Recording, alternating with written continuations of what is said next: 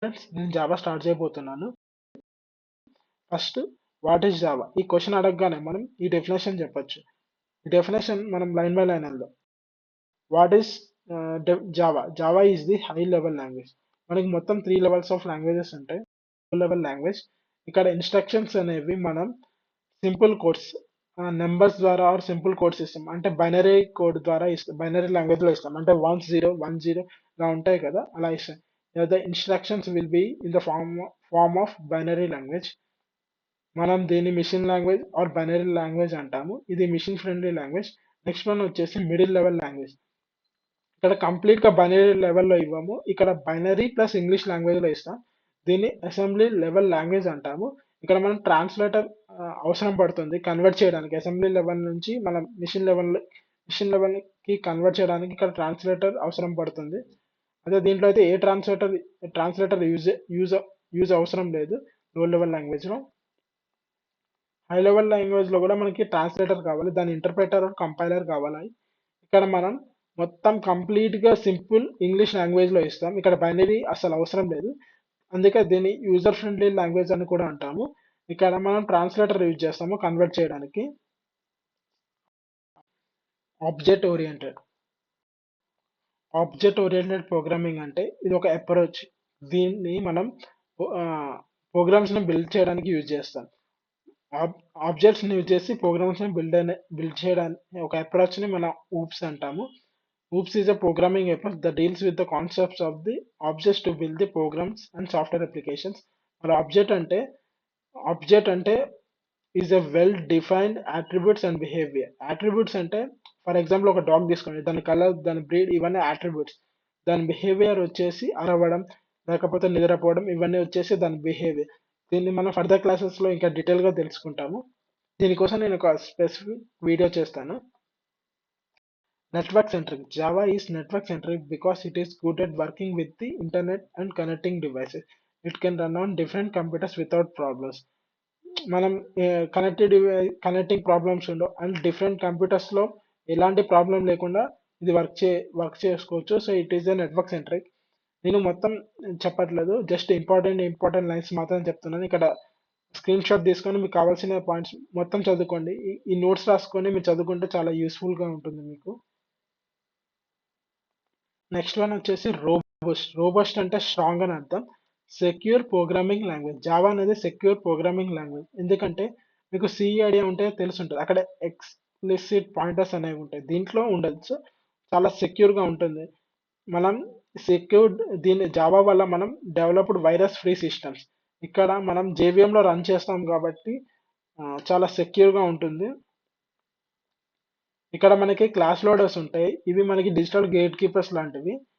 మనకి ఏమన్నా virus, harmful malicious software ఏమైనా ఎంట్రీ కాకుండా ఈ క్లాస్ లోడర్స్ మనకి కోడ్ ని సెక్యూర్ గా, జావాని సెక్యూర్ గా ఉంచుతుంది. Next it is platform independent. నేను వచ్చేసి విండోస్ లో కోడ్ రాస్తాను. ఇది నేను మా ఫ్రెండ్ OS లో ఉన్న ల్యాప్టాప్ కూడా నేను ఈ కోడ్ ని షేర్ చేయొచ్చు. So it is a platform independent. ఒకటి గుర్తుంచుకోండి, తర్వాత క్లాసెస్ లో JDK, JVM, JR ఇవి చెప్తాను. ఒకటి మాత్రం గుర్తుంచుకోండి, క్వశ్చన్ అడగచ్చు. JVM అనేది సాఫ్ట్వేర్ కాంపోనెంట్. జావా అనేది ప్లాట్ఫామ్ ఇండిపెండెంట్. JVM అనేది not a platform independent, it's a platform dependent. JVM is platform dependent. JVM అనేది ప్లాట్ఫామ్ కి డిపెండ్ అయి ఉంటుంది. జావా అనేది డిపెండ్ అవ్వదు. ఇది ఫర్దర్ క్లాసెస్ లో క్లియర్ గా డీటెయిల్ గా చెప్తాను. Higher performance, multi-threaded and portable programming language. It was developed by James Gosling in June 1991. It can also as the platform as it provides its own JRA and API. Okay, definition అయిపోయింది. దీని ద్వారా ఎలాంటి applications develop చేయగలం? Web development చేయగలం, enterprise applications చేయగలం, mobile development చేయగలం, desktop applications చేయగలం, games develop చేయగలం. ఎవరైనా ఒక్కసారి డెఫినేషన్ మళ్ళీ ఒకసారి చెప్తాను. Java is the high-level language, object-oriented, network-centric language, robust, secure programming language, platform-independent, high-performance, multi-threaded, and portable programming language. It was developed by James Gosling in June 1991. can also be known as platform as it provides its own JRE and API. Java is also used as computing platform. దీనివల్ల మనం ఇలా web development, enterprise applications, mobile development, desktop applications and games develop చేయగలం. ఇది వచ్చేసి Java ఒక introduction. తర్వాత క్లాస్లో మనం వేరియబుల్స్ అన్న డేటా టైప్స్ ఇవన్నీ చూద్దాం. ఇప్పుడైతే బేసిక్స్ ఒక Java hello program world program చూద్దాం.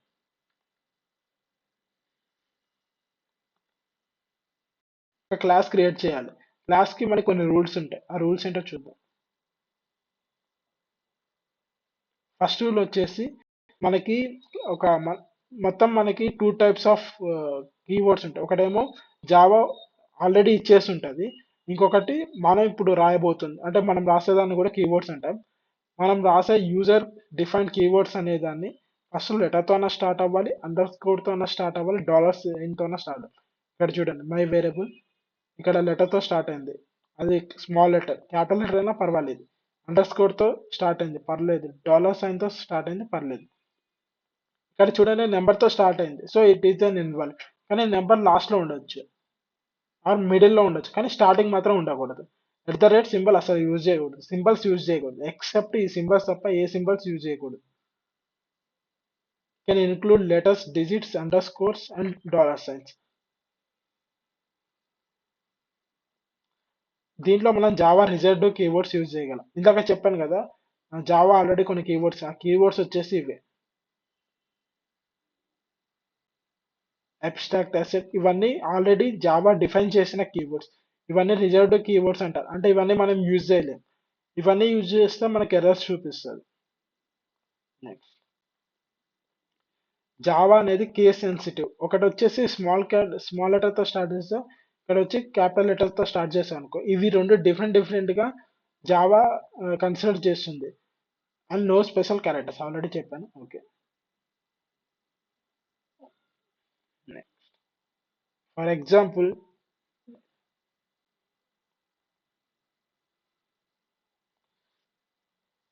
ఎట్ ద రేట్తో చూపించాను. That name is not valued. ఏతో స్టార్ట్ చేశాను, ఓకే. బితో స్టార్ట్ చేశాను, ఓకే. ఇజ్ ఈక్వల్ పెట్టాను, ఇన్వాలిడ్, ఎందుకంటే ఇది స్పెషల్ సింబల్. నేను అండర్ స్కోర్తో స్టార్ట్ చేస్తున్నాను, ఎర్రర్ రాదు.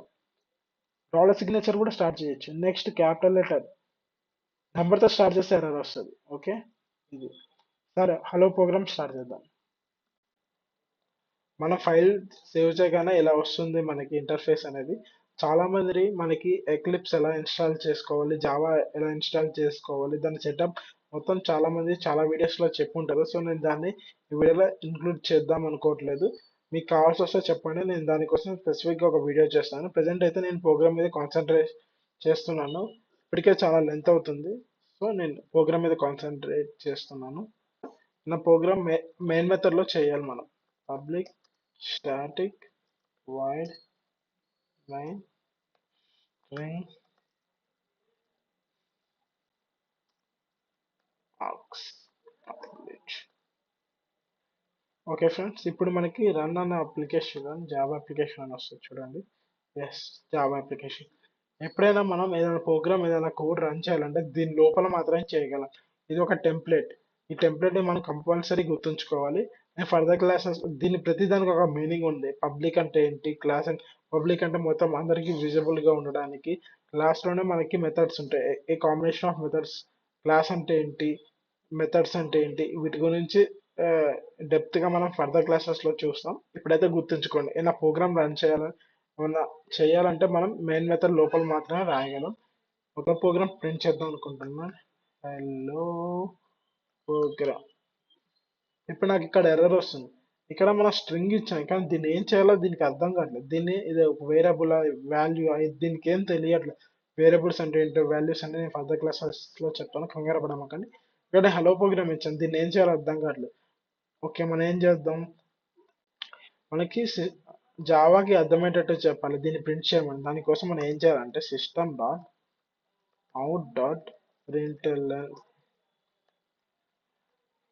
Hello program. ఇక్కడ ఎర్రర్ చూపిస్తుంది, ఎందుకంటే ప్రతి లైన్ తర్వాత మనం సెమీకాలంతో ఎండ్ చేయాలి దాన్ని. ఓకే, ఎర్రర్ పోయిందా? ఇప్పుడు మనం ఒకసారి ట్రై చేద్దాం. run on Java application. Yes, that's it. Okay friends, దీని తర్వాత నేను spring framework and spring boot hibernate micro services and సైమల్టేనియస్గా నేను HTML CSS JavaScript and react JS వీటితో పాటు డేటాబేస్ కోసం SQL MySQL MongoDB ఈ క్లాసెస్ కూడా నేను చెప్దాం అనుకుంటున్నాను. సో కొంచెం ఈ వీడియోని లైక్ చేయండి. నాకు కొంచెం ఏమైనా చేంజెస్ చేసుకోవాలంటే నాకు కామెంట్ చేయండి. సబ్స్క్రైబ్ చేసుకోండి కొంచెం ఫర్దర్ వీడియోస్ చూడడానికి.